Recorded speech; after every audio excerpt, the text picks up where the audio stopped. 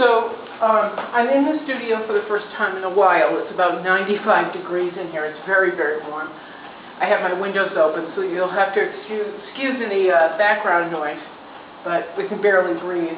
Anyway, first time in the studio in a while, and I have started a painting of Providence-based band Voodoo Sisters, or Voodoo Sister, sorry. And if you watch any of my videos, you know that I do portraits of people, but they're not really portraits of people. They're more portraits of their spirit, or what I imagine to be their spirit, their character, their inner drive and energy.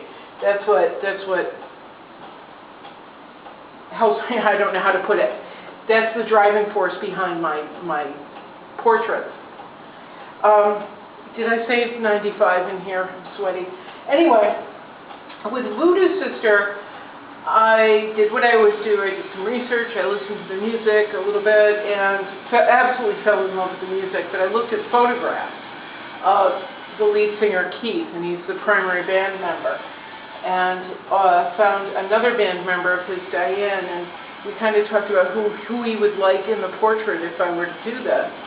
And I'm not, by the way, I'm not doing this for any particular reason, other than I just love the look, the solidness. There's something that just connected with me, and so that's why I'm doing it. It's just, I can't say for fun. It's like an obsessive thing where I get the face in my mind and I can't get it out until it's on canvas.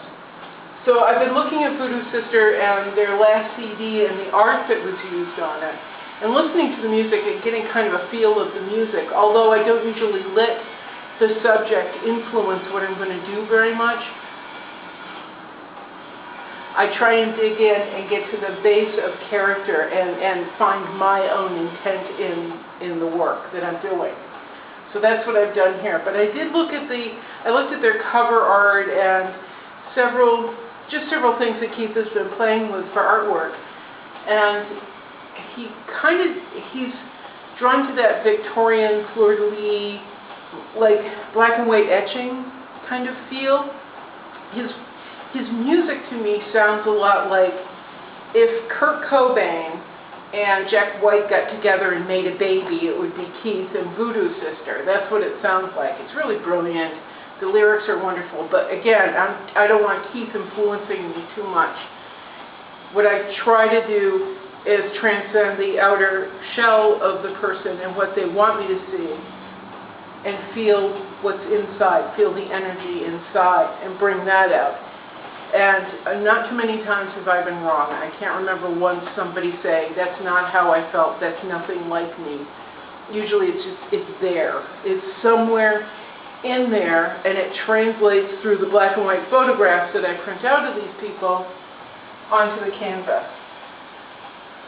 Just like here, hopefully. I got it right, hopefully. But anyway, or, you know, I get some aspect of the person. But, so I was doing, excuse me, so I started my usual portrait mess with the black background paint, the black gesso.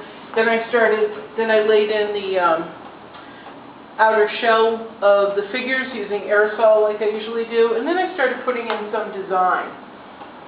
And then of course I started applying oils. But what I don't want to do, especially with Voodoo Sister, because it's a new band, he's very young, Diana's very young, I don't want it to be a portrait. I never want my stuff to be traditional.